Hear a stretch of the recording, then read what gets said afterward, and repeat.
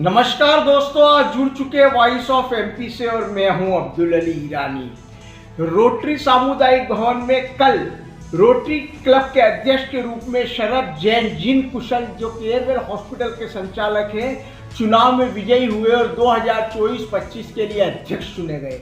आइए मेरे साथ मौजूद है शरद जैन जी, इनसे बात करते हैं रोटरी क्लब के अध्यक्ष के रूप में किस तरह से वे अपनी जिम्मेदारियों का निर्वहन करेंगे और एक समाज सेवी संगठन के रूप में जो अध्यक्ष का पदभार उन्होंने संभाला है उसको किस तरह संचालित करेंगे। शरद जी, सबसे पहले वॉइस ऑफ एमपी परिवार की ओर से आपको रोटरी क्लब का अध्यक्ष चुने जाने पर हार्दिक बधाइयाँ। कामना करते हैं आपका कार्यकाल सफल हो। धन्यवाद ईरानी जी, बहुत बहुत वॉइस ऑफ एमपी की टीम को बहुत बहुत धन्यवाद। सर, सबसे पहले मेरा प्रश्न ये है आपसे कि आप रोटरी क्लब के अध्यक्ष चुने गए हैं, समाज सेवा में लंबे समय से आप काम कर रहे हैं, किन किन संस्थाओं से जुड़े रहे और किन किन जिम्मेदारियों का आपने निर्वहन किया है? मैं सबसे पहले तो मेरे रोटेरियन साथियों को धन्यवाद देना चाहता हूं।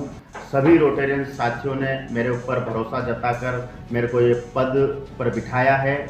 तो आज ईरानी जी बात करते हैं, आपने कहा कि रोटरी क्लब में आपके क्या दायित्व रहेंगे। तो रोटरी क्लब पूर्व से ही, जो आज हमारे पूर्व अध्यक्ष हैं, काफ़ी अच्छे प्रकल्पों को लेकर चल रहे हैं। निरंतर रोटरी क्लब आगे बढ़ती जा रही है, पर मैं इसमें आगे जो हम करते आ रहे हैं और आगे क्या प्रकल्प हैं उनको मैं निरंतर अपने नए आयाम देते हुए आगे बढ़ाता रहूँगा। सर, मेरा आपसे प्रश्न ये है कि आप वर्तमान में किन जिम्मेदारियों पर रहे हैं और किन किन संस्थाओं से जुड़े हैं? मैं अभी पूर्व में रोटरी सचिव, उपाध्यक्ष के पद पर रह चुका हूं।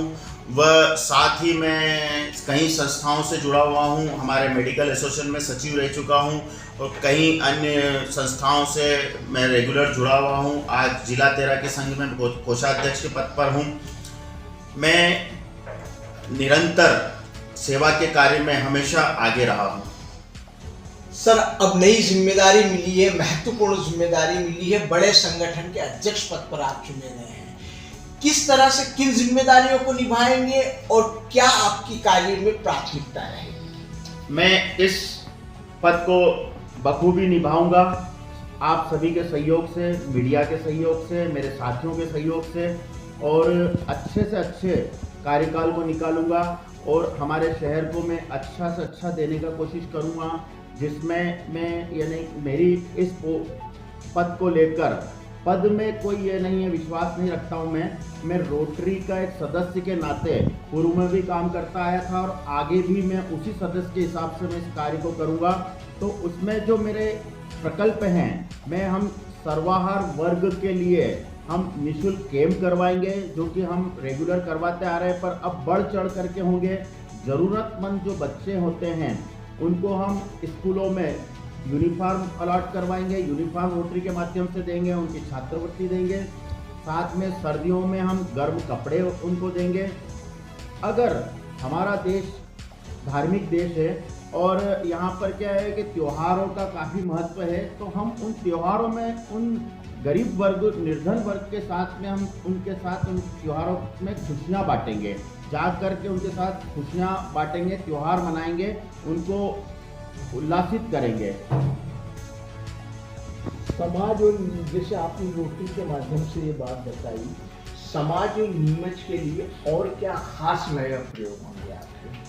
आज रोटरी ने रोटरी भवन बना रखा है, जो कि बहुत बड़ा भवन है, आलीशान भवन है। उस भवन को हम कम राशि पर, उस सामुदायिक भवन पर सबको हम उपलब्ध कराएंगे। कोई मान लो किसी का शादी ब्याह, किसी भी तरह का कोई फंक्शन होता है, तो हम हमारा सामुदायिक भवन जो है वो उसको न्यूनतम शुल्क पर सभी को देंगे, ताकि वो अधिक से अधिक उसका लाभ उठा पाए। साथ ही हमारा जो रोटरी आहार केंद्र है, उस प्रकल्प को हम निरंतर जारी रखेंगे, बहुत अच्छे से चलाएंगे और उसमें निरंतर बढ़ते रहेंगे। हम जल मंदिर है, पर्यावरण है, पर्यावरण में और अच्छा सुधार लाएंगे। अभी भी हमारे साथी पर्यावरण पर काम करते आ रहे हैं, हम निरंतर काम करेंगे। साथ में युवाओं को खेल के लिए प्रोत्साहित करेंगे।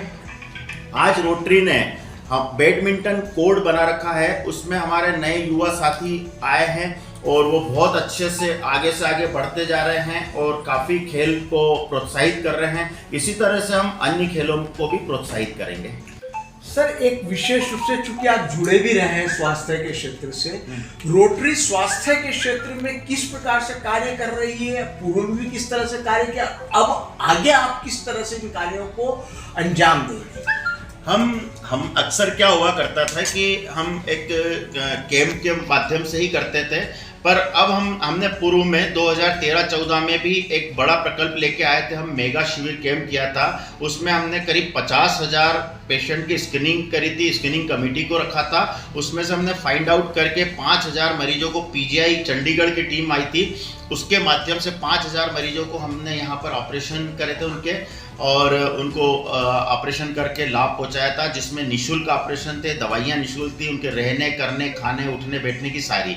तो मेरा ये सोच है कि इसी तरह का कैंप अगर मैं ऊपर 3040 हमारा जो डिस्ट्रिक्ट है उसमें मैं बात करूँगा कि इस तरह के कैंप का आयोजन वापस किया जा सकता हो, तो ये 10 साल बाद फिर एक रोटरी नीमच को ये प्रकल्प दिया जाएगा। एक प्रश्न है सर मेरा जी, कि अक्सर समाज सेवी संगठन जो है या इस तरह कुछ क्लब वगैरह होते हैं, तो वो क्या होता है कि अपने क्लब को केवल एक कुछ आयोजन होते हैं छोटे मोटे और पार्टी वगैरह या कुछ संध्या या कुछ आयोजन बना के और अपने क्लब को संचालित करते रहते हैं। वास्तव में समाज सेवा के क्षेत्र में नीमच के जो भी संगठन है, क्लब जो है, उनको किस तरह से काम करना चाहिए और उनके लिए आपका क्या खास संदेश है? देखिए ईरानी जी, हम पूर्व में बता चुके हैं, हमारा जो रोटरी क्लब है वो पहले भी ऐसे प्रकल्प करते आ रहा है, और हमने हमारे रोटरी क्लब को खाना पीना एंजॉय करना इस तरह का क्लब में नहीं रखा कभी भी, क्योंकि इस क्लब में जितने भी हमारे सदस्य हैं सारे यानी कि एक तरह से अच्छे वर्ग से हैं। वो समझते हैं कि हम इस क्लब में क्यों जुड़े हैं, क्यों आए हैं, तो सेवा का प्रकल्प उनका शुरू से रहा है। और मैं ये सोचता हूँ कि इस आयाम को और अच्छे से अच्छा दूं, ताकि समाज में व पूरे शहर में और पूरे प्रदेश में, पूरे देश में रोटरी का नाम हो। मैं ऐसे प्रकल्पों को लेकर आऊँगा। मैंने आपको बताया पर्यावरण पे हम अच्छा काम करेंगे और अन्य चीज़ों पे हम अच्छा काम करेंगे।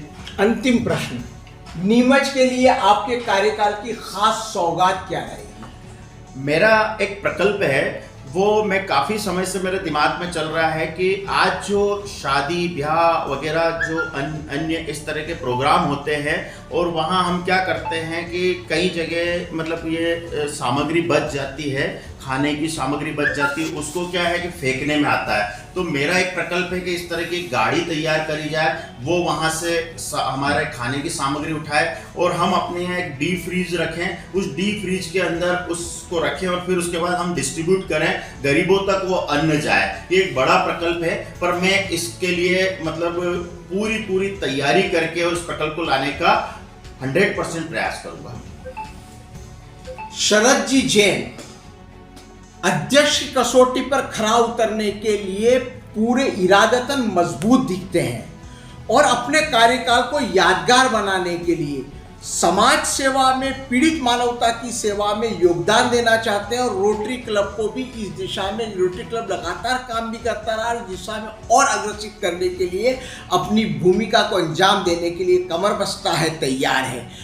हम सभी लोग कामना कर सकते हैं कि इनके कार्यकाल में रोटरी निश्चित रूप से नीमच के लिए कुछ ऐसे कार्य करेगी जो नीमच के लिए अविस्मरणीय होंगे और एक आदर्श उदाहरण प्रस्तुत करेंगे। वॉइस ऑफ एमपी के लिए मेरे सहयोगी पवन राव शिंदे के साथ अब्दुल अली ईरानी।